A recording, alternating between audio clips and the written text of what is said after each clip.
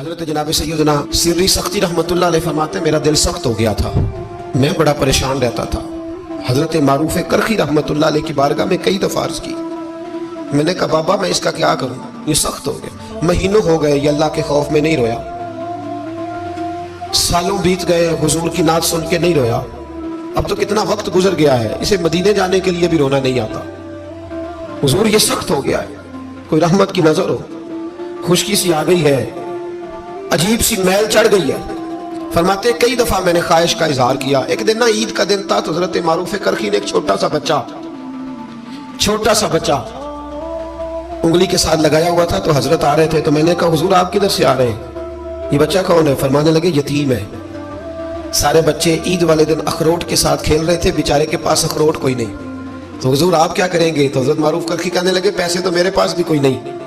اخروٹ خرید کے دینے کے، میں یہاں سے کھجوروں کی گٹھلیاں چنوں گا، وہ گٹھلیاں بازار میں بک جاتی ہیں، میں یہ گلیوں سے گٹھلیاں چنوں گا اور چن کے میں نے کہیں بیچوں گا، اور جب میں انہیں بیچوں گا تو پھر یتیم کے لیے 2-4 اخروٹ خریدنے کے قابل ہوں گا، پھر میں اسے اخروٹ خرید کے دوں گا۔ پتہ نہیں کہاں کی بات سنا رہا ہوں میں آپ کو، اور پتہ نہیں کہاں کا ذکر کر رہے ہیں بابا جی۔ بچہ یتیم ہے، بچے اخروٹ سے کھیل رہے تھے، اس کے پاس اخروٹ کوئی نہیں۔ بابا آج کا پیر تو معرفت کی بات کرتا ہے، تو یتیم کے لیے گٹھلیاں چننے چلا ہے۔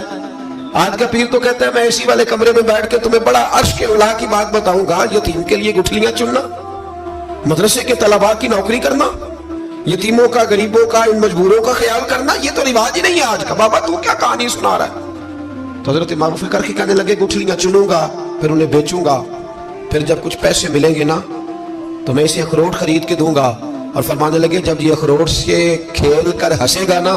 تو اللہ میرے دل کو سکون عطا فرمائے گا۔ میں گٹھلیاں چننے جا رہا ہوں، میں مزدوری کرنے، تیری تلاش میں پھرا میں جنگل، پہاڑ اور دشت میں۔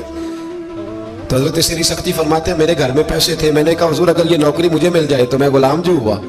اگر مجھے دے دے یہ نوکری تو میں نہ کر لوں۔ فرمانے لگے تو کر لے۔ فرماتے میں اس یتیم کو پہلے گھر لے گیا، وہاں سے میں نے پیسے لیے، پھر بازار لے گیا، کپڑے خریدے،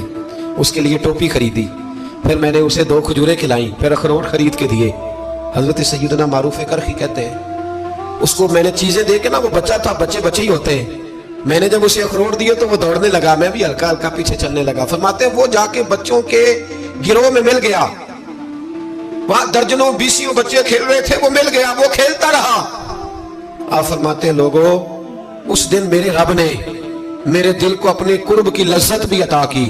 اور میرا دل تھا میرے سینے پر ساری رات، تھا میرے سینے میں میرا دل، پر ساری رات میرے نبی کے قدموں کا طواف کرتا رہا ہے۔ اب نہ لگ گیا ہے،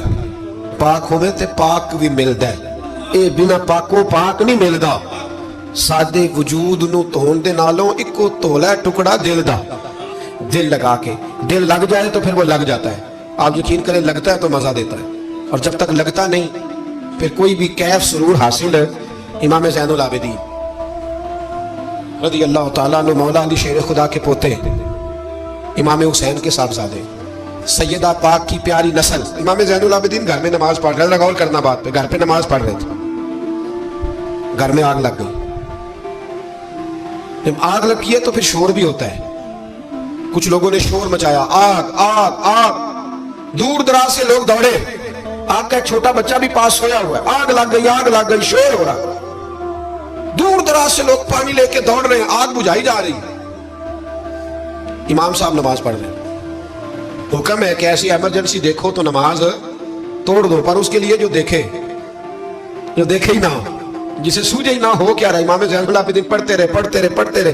نماز مکمل ہوئی تو آپ کی زوجہ کہنے لگی اللہ آپ پہ رحم کرے، گھر میں آگ لگ گئی تھی، سارا محلہ، سارا گاؤں، سارا شہر ٹوٹ پڑا، بچہ سویا ہوا تھا، آپ نے توجہ ہی نہیں کی۔ تو آپ فرمانے لگے ہلکی سی بن بناہٹ ہوئی تھی میرے کانوں میں، پر میں اللہ کی نماز پڑھ رہا تھا،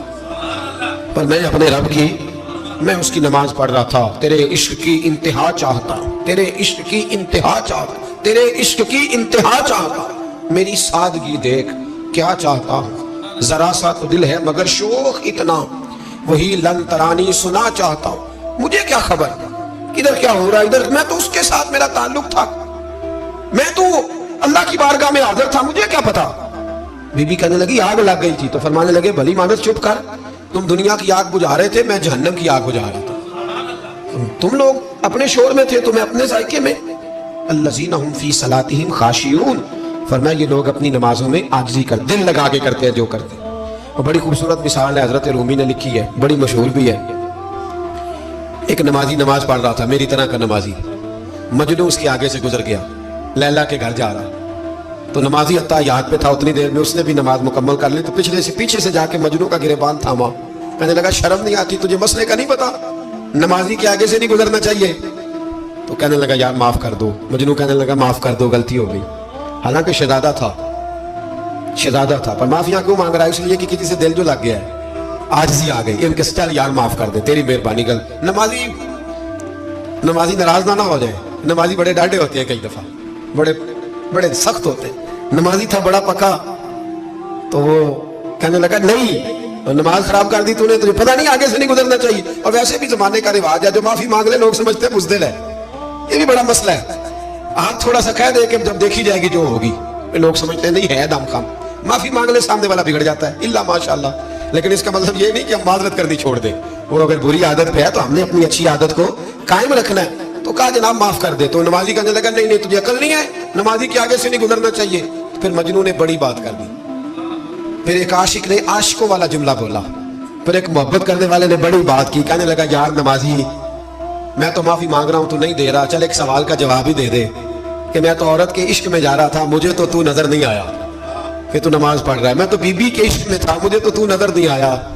تو بتا تو رب کے عشق میں تھا، تو مجھے کیسے دیکھ رہا تھا، میں تجھے کیسے نظر آیا، حالانکہ تو اللہ کے عشق میں کھڑا تھا، مالک حقیقی کی محبت میں تیری میرے اوپر نظر کیسے پڑ گئی، میں تو عورت کے عشق میں تھا۔ اب نمازی صاحب شرمندہ ہو گئے۔ مجنون کہنے لگا آج کے بعد جب رب کی بارگاہ میں کھڑے ہونا نا تو والذین آمنوا اشد حبا للہ، پھر نماز کے لیے نہیں، اس کے پیار میں بھی کھڑے ہونا، دل لگا کے کھڑے